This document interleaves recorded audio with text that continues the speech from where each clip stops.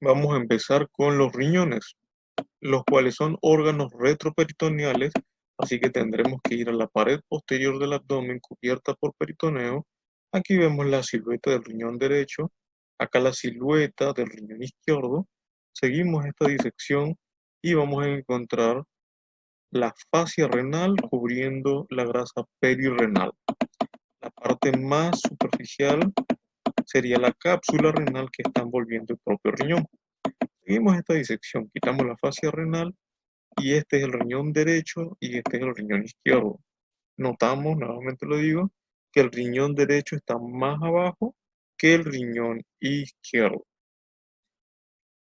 El riñón tiene un polo superior y un polo inferior. El riñón tiene un borde lateral y un borde medial. El borde medial es cóncavo y se encuentra asociado al hilio renal.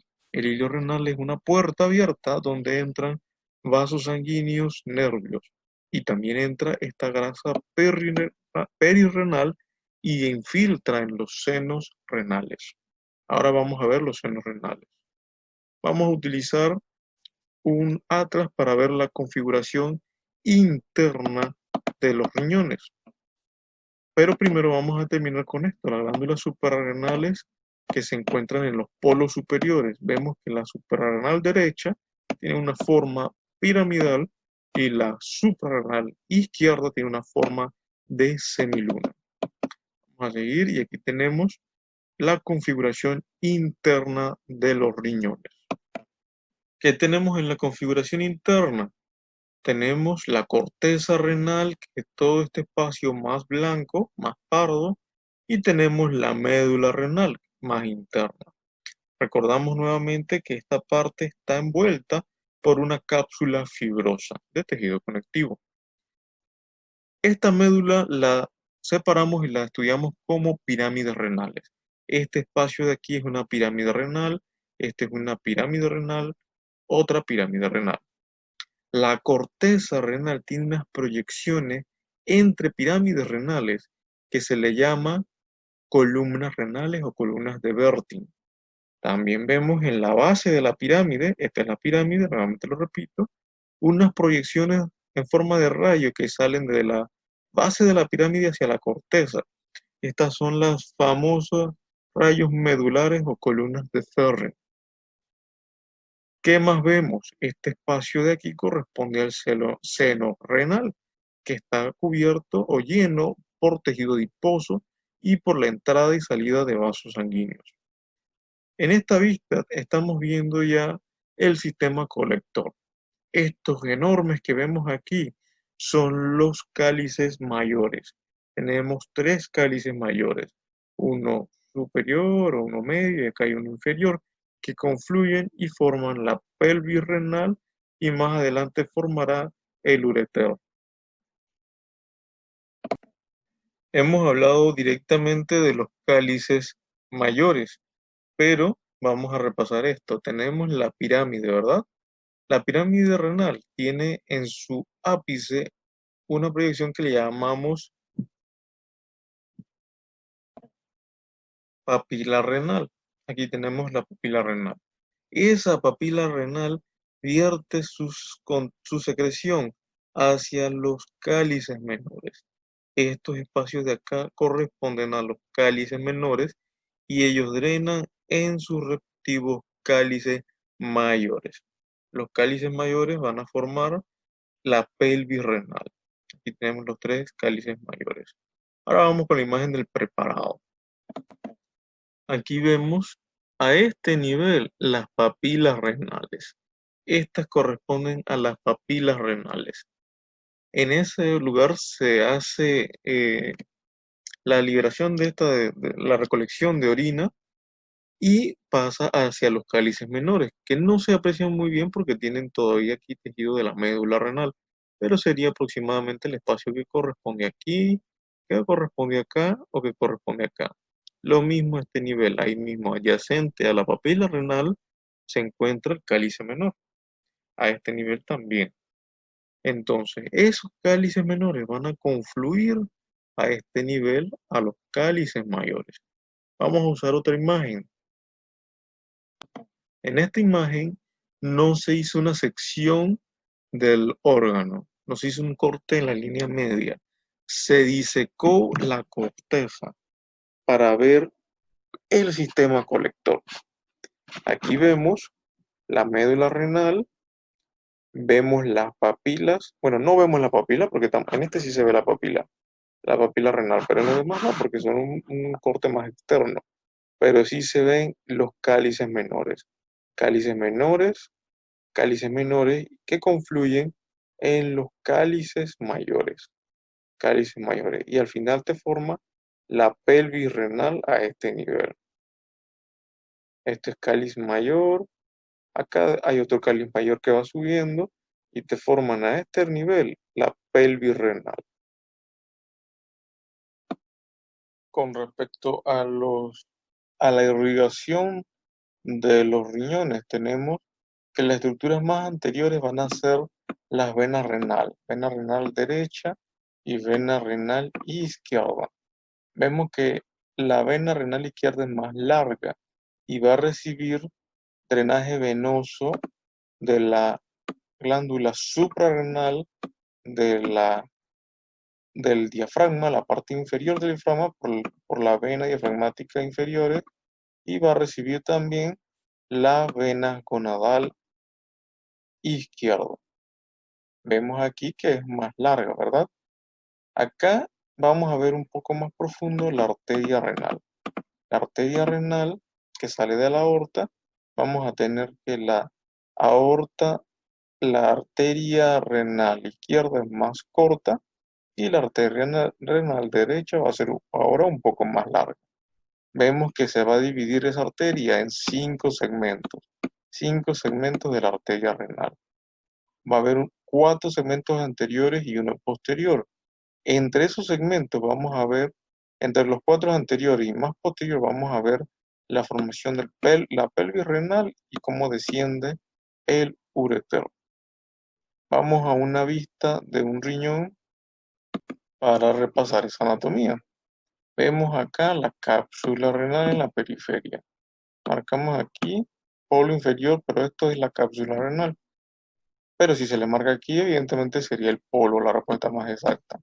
Acá tendríamos el polo superior.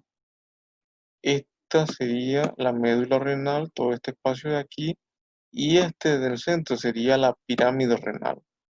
Sabemos que en el vértice de esa pirámide está la papila renal y desemboca en los cálices menores. Los cálices menores desembocan acá a su vez en el cáliz mayor. Los cálices mayores formarán al final la pelvis renal. Importante, estos espacios entre las pirámides renales le llamamos columnas renales. Muy importante. La grasa perirenal en el seno renal. Ahora, mencionábamos que la arteria renal se dividía en 5, en 4 ramos anteriores y un ramo posterior, que no estamos viendo aquí. Los ramos tendríamos uno que se dirige al polo superior y uno que se dirige al polo inferior. Tendríamos 2 en la mitad que se irían al polo antero superior y en el antero inferior. Estas arterias serían, vamos acá con esta, sería la segmentaria renal inferior, acá tendríamos la segmentaria renal superior, acá tendríamos la arteria segmentaria antero superior y esta de acá, arteria segmentaria antero-inferior. Y la que va acá atrás sería la arteria segmentaria posterior. Además, acá cuando viene la arteria renal, vamos a tener una arteria que se dirige hacia la glándula suprarrenal. Tendríamos las arterias suprarrenales inferiores. También tenemos ramos que se dirigen hacia la uréter. Aquí tenemos una rama uretérica de la arteria renal. Vamos a hablar sobre la irrigación de las glándulas suprarrenales. La irrigación de las glándulas suprarrenales tiene 3 orígenes. Tendremos un origen de las arterias frénicas inferiores. Estas son las frénicas inferiores. Aquí vemos varias arterias que se dirigen hacia la glándula suprarrenal. tendremos un origen directamente de la aorta que viene aquí, formando las glándulas suprarrenal media. Vamos a tener que de las arterias renales también se dirige esta irrigación por las arterias suprarrenal inferior. Así que en total vamos a tener tres arterias suprarrenales, una superior, una media a este nivel y una inferior. La superior de las frénicas inferiores, la media de la aorta y la suprarrenal inferior de las renales respectivamente. Ahora aquí tenemos los ureteres. Tenemos un ureter izquierdo y un ureter derecho. También son órganos retroperitoneales. Lo que podemos decir de ellos es que tienen tres estrecheces. La pelvis mayor, cuando forma el ureter, ahí tenemos la primera estrechez. La segunda estrechez va a ser cuando va a pasar por los vasos ilíacos y cuando pasa por la línea terminal de la pelvis. Y la última va a ser cuando llegue a la vejiga urinaria y atraviese sus paredes.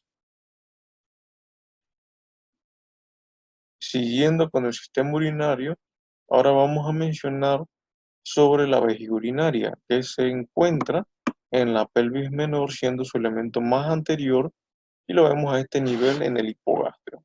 En esta vista estamos viendo su cara superior, que sabemos que está cubierta por peritoneo, y decimos que este órgano, por eso se llama un órgano subperitoneal. A este órgano describimos que tiene partes y tiene caras. Las partes serían el vértice, que sería este más anterior, y la parte posterior o contraria sería la base. Ese espacio entre la base y el vértice de la vejiga urinaria, este espacio sería el cuerpo de la vejiga urinaria. Y la parte más inferior, donde confluyen ambas caras y ambas partes, sería el cuello de la vejiga urinaria. Cuando hablamos de las superficies o caras, tendríamos que describir esta cara de acá como cara superior.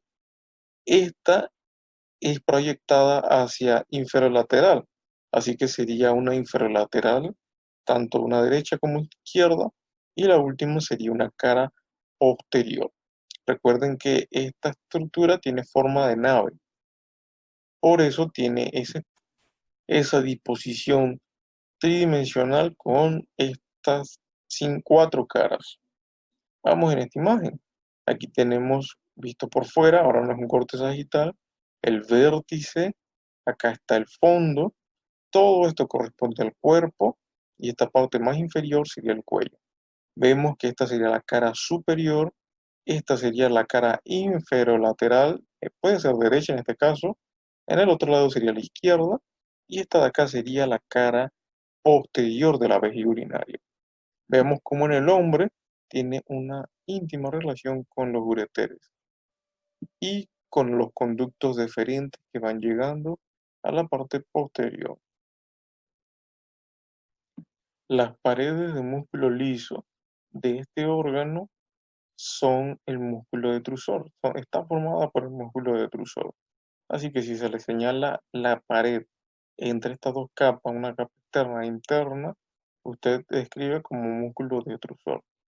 Vemos que en la parte interna existen orificios, dos orificios que son los orificios ureterales y tendremos uno más inferior que se le llamará orificio uretral interno. Orificio ureteral, orificio uretral. Y este espacio que dibujan estos orificios es lo que se conoce como trígono vesical. Existe un pliegue entre ambos orificios de los ureteres. Este pliegue, que sería la parte superior del trígono, se le llama pliegue interuretérico. En esta parte ya sabemos que estamos a nivel del cuello de la vejiga urinaria. Acá se continúa con la uretra. La uretra describimos que tiene un orificio uretral interno a este nivel y una úvula vesical. Luego tenemos ya la porción de la uretra que se llama uretra prostática. Luego tendremos la uretra membranosa. A nivel de la uretra prostática tenemos unos accidentes anatómicos que vamos a describir mejor en el estudio de los genitales masculinos externos.